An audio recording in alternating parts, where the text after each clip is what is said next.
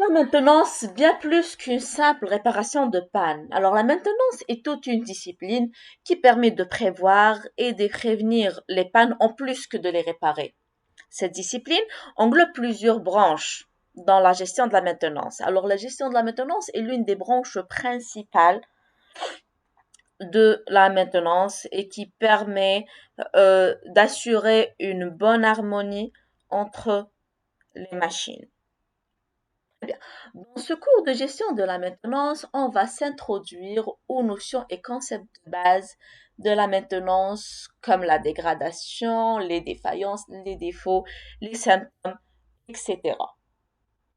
Ensuite, on va voir les différents types et classes de défaillances comme les défaillances pneumatiques, hydrauliques, les défaillances dues à l'usure des matériaux, pardon, etc. Dans un autre chapitre, on va voir les types de maintenance qui sont la maintenance corrective et la maintenance préventive. La corrective qui, qui présente l'avantage de réduire les coûts de la maintenance pour les limiter au coût de la réparation de la panne, mais présente l'inconvénient de causer des arrêts inattendus, des fois de longs arrêts inattendus et donc des retards dans la production. La maintenance préventive, quant à elle, elle présente l'avantage de préserver l'état de la machine sans arrêt inattendu. Bon, je dirais pas sans panne, mais elle réduit remarquablement le taux de défaillance, mais elle engendre très souvent des coûts supplémentaires, des fois même inutiles.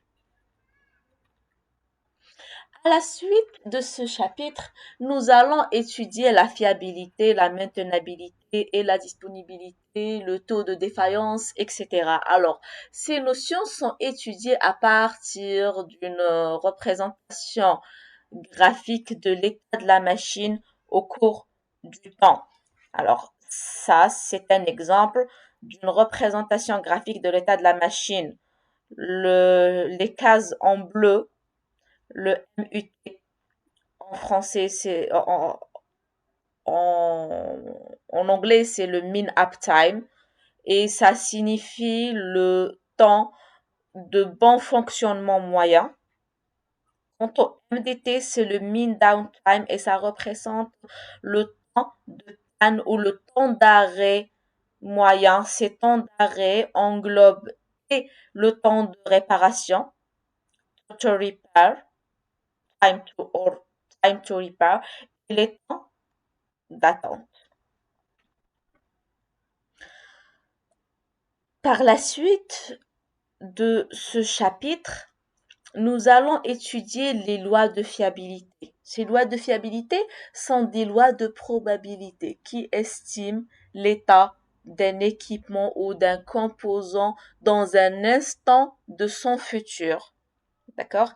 Et à partir d'une étude statistique de son historique, l'historique qui a été représenté dans ce graphique, elle va être étudiée pour permettre d'estimer l'état de l'équipement ou du composant dans le futur. Alors, les lois de probabilité étudiées dans ce cours seront les suivantes. La loi exponentielle, la loi Weibull.